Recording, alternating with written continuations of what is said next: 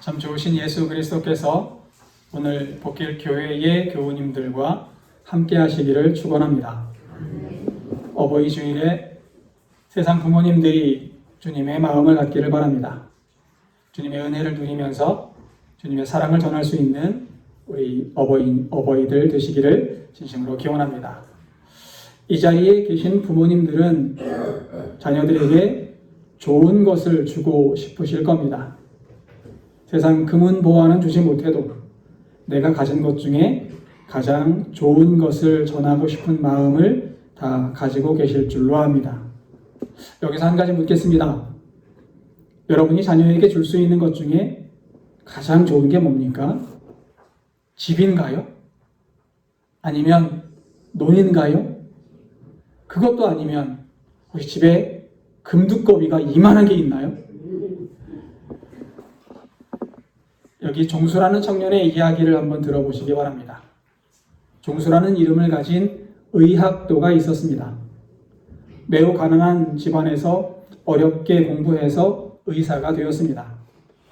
서울대학교 의과대학을 졸업하고 서울대학병원에서 첫 인턴을 시작했습니다.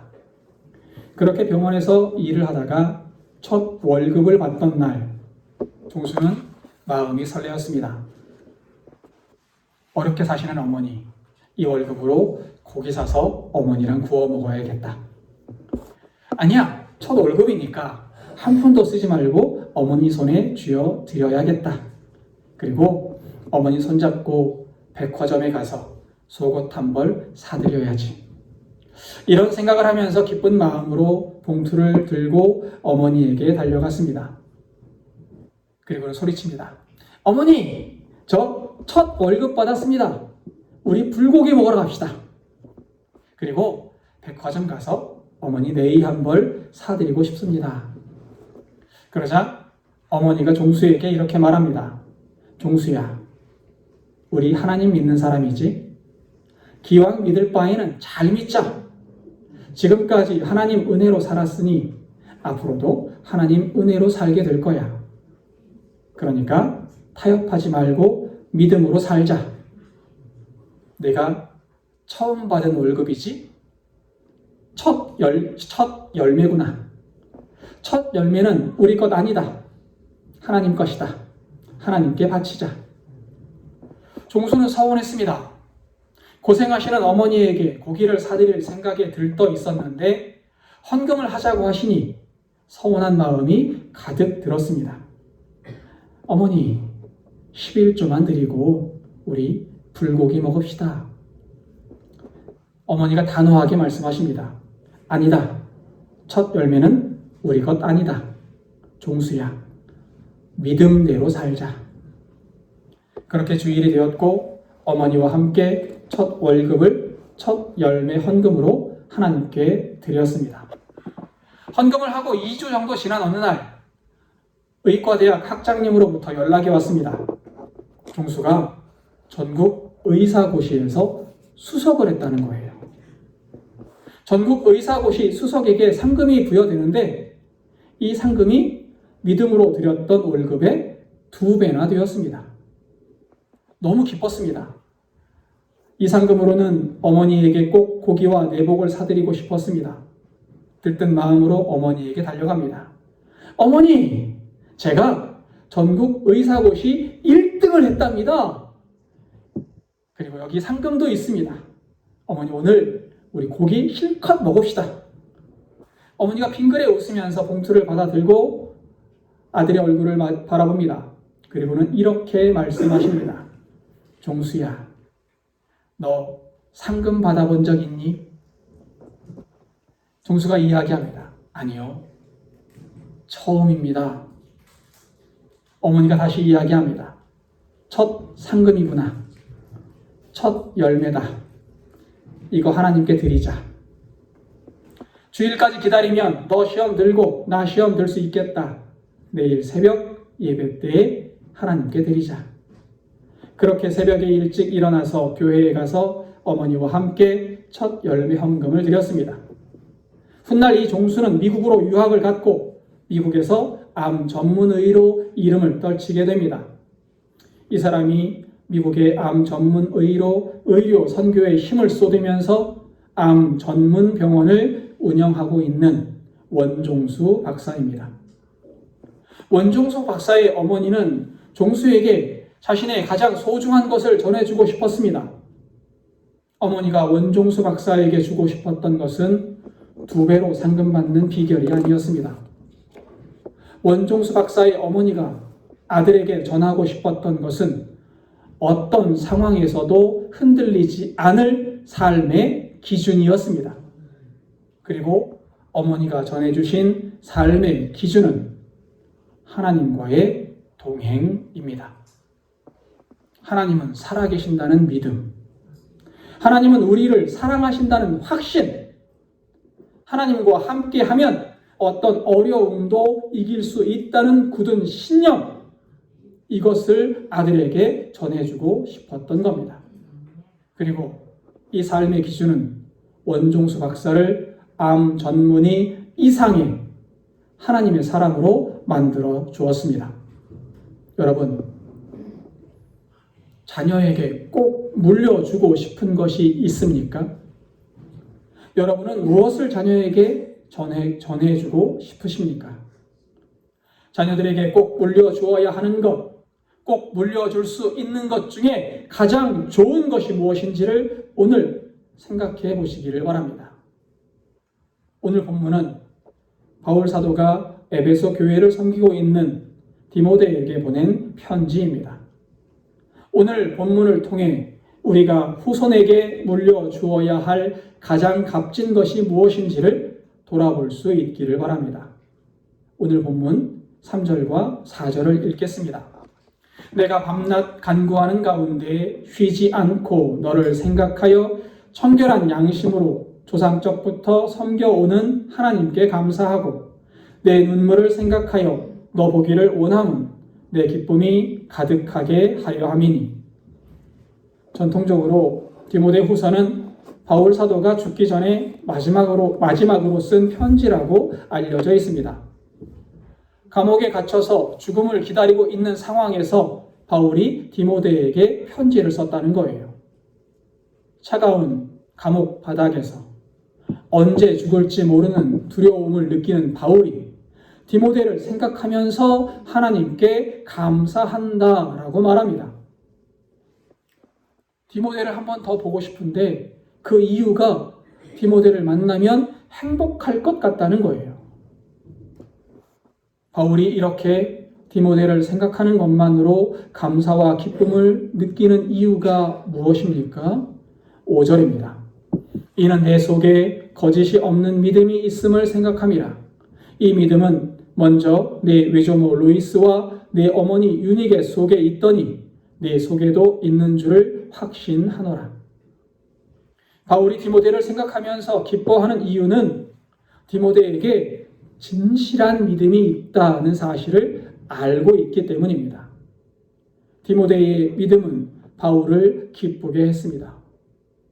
디모데를 생각할 때마다 디모데가 정말 하나님의 아들이 되었구나, 하나님을 섬기는 사람이구나 라는 사실을 느끼면서 기뻤다는 거예요. 복결교회 교우 여러분, 우리의 신앙이, 우리의 믿음이 서로를 기쁘게 하는 믿음이기를 바랍니다. 타인을 평가하고 비판하는 신앙이 아니라 만나는 사람에게 기쁨을 주고 만나는 사람을 편안하게 하는 하나님의 사랑과 은혜를 나누는 믿음을 가질 수 있기를 바랍니다. 삶으로 믿음을 실천하고 행동으로 믿음을 따라 살아가면서 신앙의 본을 먼저 보이는 신앙을 우리가 먼저 갖기를 바랍니다. 바울은 디모데의 믿음을 보고 행복하다고 말합니다. 그렇다면 바울을 기쁘게 하는 이 디모데의 믿음은 어디에서부터 왔습니까? 디모데의 믿음은 외할머니와 어머니로부터 디모데에게로 이어졌다라고 바울은 이야기합니다.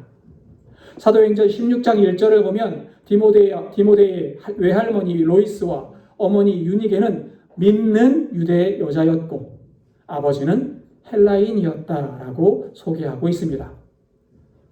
성경에서 디모데의 아버지의 믿음이 언급되지 않았다는 사실과 이방 헬라인이라고 언급한 점을 보면 아버지는 믿음이 없었을 것으로 생각됩니다. 또는 이방 우상을 섬기는 사람이었을 겁니다. 외할머니와 어머니의 신앙에도 불구하고 디모데의 가정은 신앙적으로 쉬운 환경이 아니었을 겁니다. 집안에 신앙과 불신앙이 함께 있었기 때문입니다. 고대 중동 사회의 분위기를 볼 때 불신앙 또는 이방 우상 숭배의 분위기 속에서 신앙을 지키기는 결코 쉬운 일이 아니었습니다. 많은 핍박이 있었을 것이고 많은 어려움을 겪어야 했을 겁니다. 그럼에도 로이스와 유니게는 믿음을 포기하지 않았습니다. 마치 지금 우리 복길교회 어머니들이 젊었을 때 신앙을 지키기 위해 힘썼던 모습과 비슷했을 것으로 생각되어집니다. 힘들고 어려운 환경 속에서도 로이스와 유니게는 아들 디모데에게 믿음을 전하기 위해 힘썼습니다.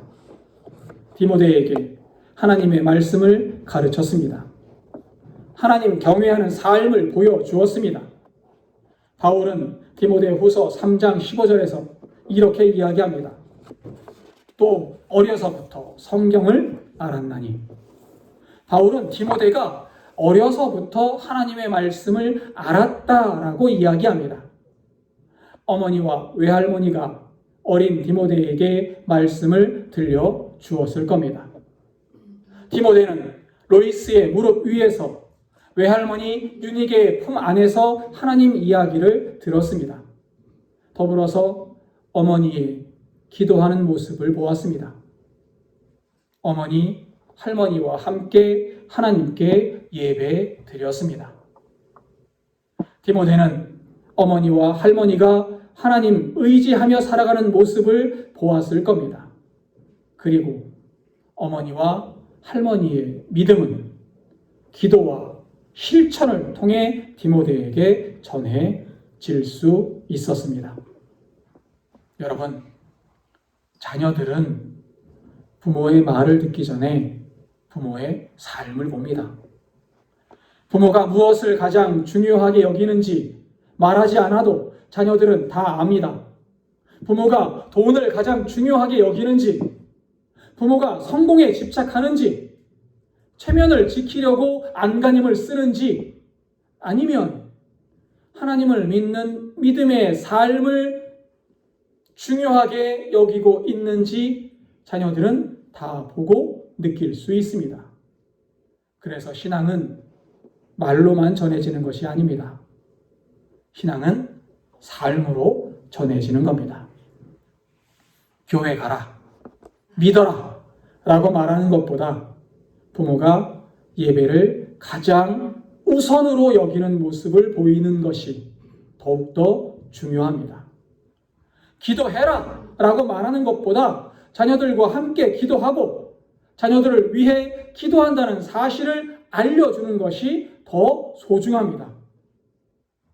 믿음으로 살아라 라고 말하는 것보다 손해를 보더라도 믿음대로 살아가는 모습을 보여주어야 믿음을 전해줄 수 있습니다. 앞서 예화로 말씀드렸던 원종수 박사의 어머니가 아들에게 보여주고 싶었던 것이 바로 그런 것이었습니다. 2배로 보상받는 것 아닙니다. 권력을 얻는 방법 아닙니다.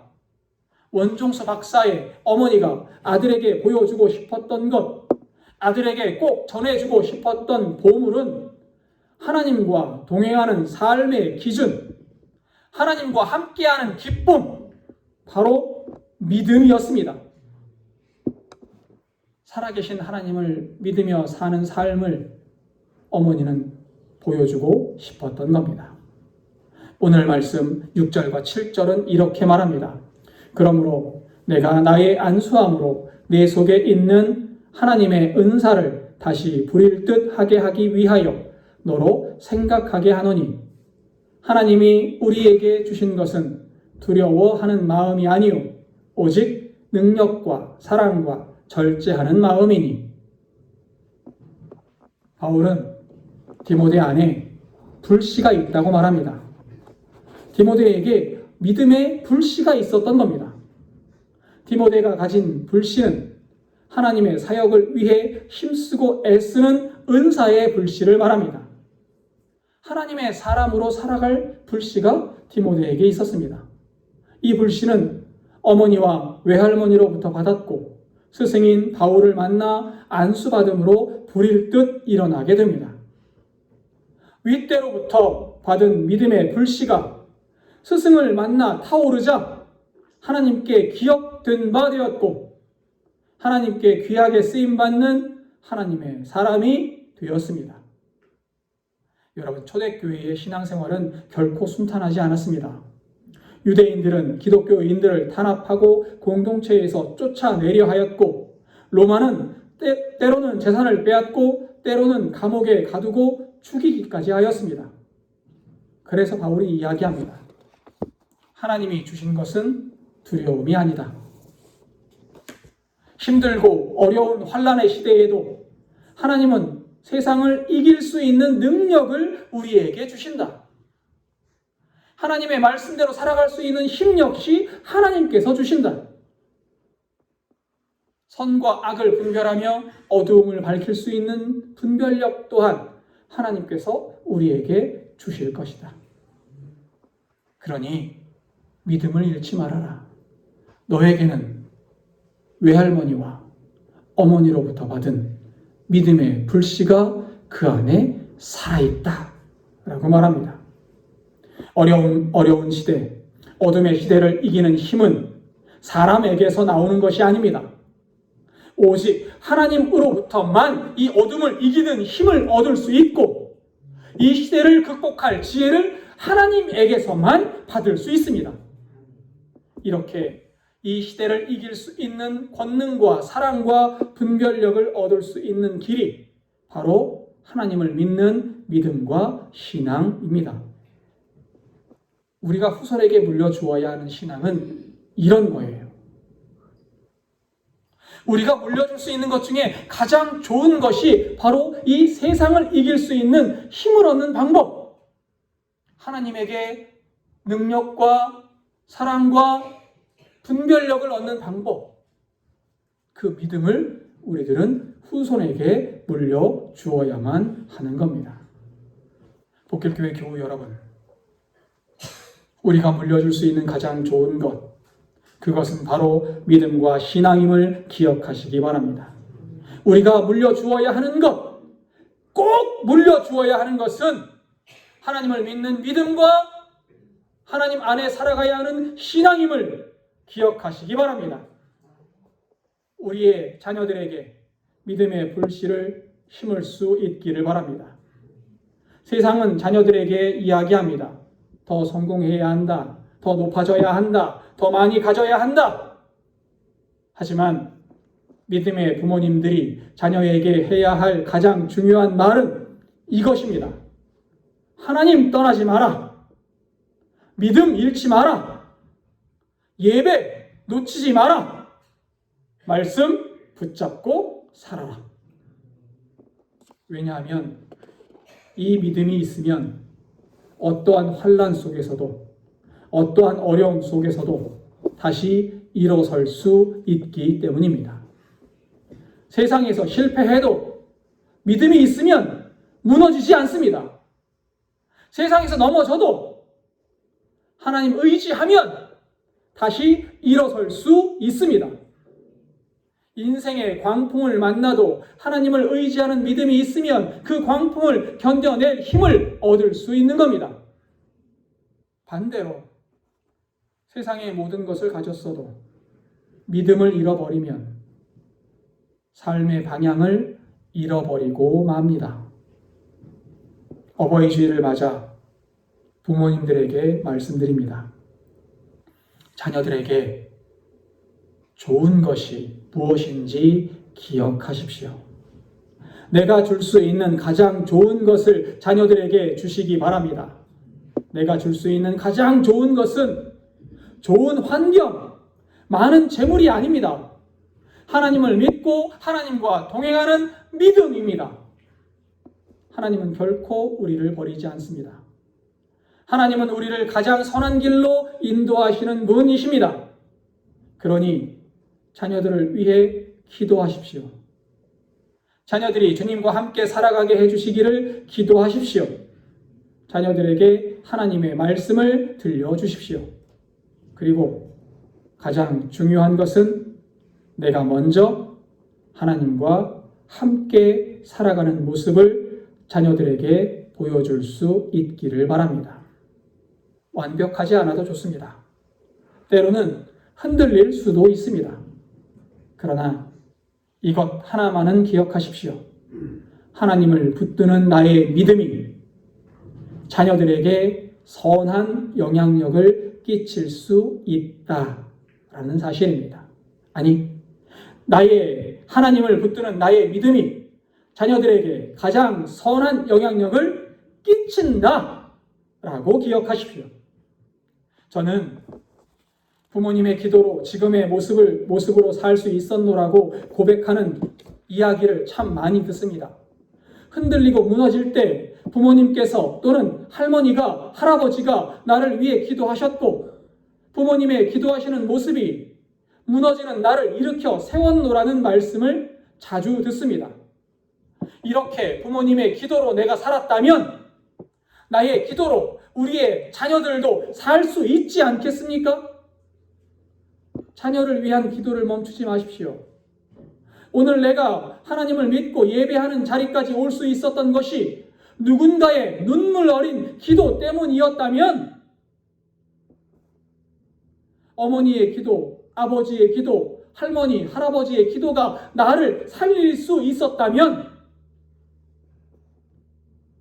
나 또한 나의 기도가 나의 자녀들을, 나의 후손들을 살릴 수 있음을 분명히 기억하시기 바랍니다. 그리고 나의 그 확신과 믿음을 우리 다음 세대에게 분명히 전해 주어야만 합니다. 신앙은 한 세대에서 끝나는 것이 아닙니다. 믿음은 대대로 이어져 나가야만 합니다. 복결교회가 그런 교회가 되기를 바랍니다. 부모가 자녀에게 믿음을 전하고 자녀가 또 다음 세대에게 믿음을 전하는 교회가 될 수 있기를 진심으로 기원합니다. 우리가 자녀들에게 남길 수 있는 가장 좋은 것은 결국 하나님을 믿는 믿음임을 기억하는 저와 여러분 되시기를 주님의 이름으로 축원합니다. 기도하겠습니다.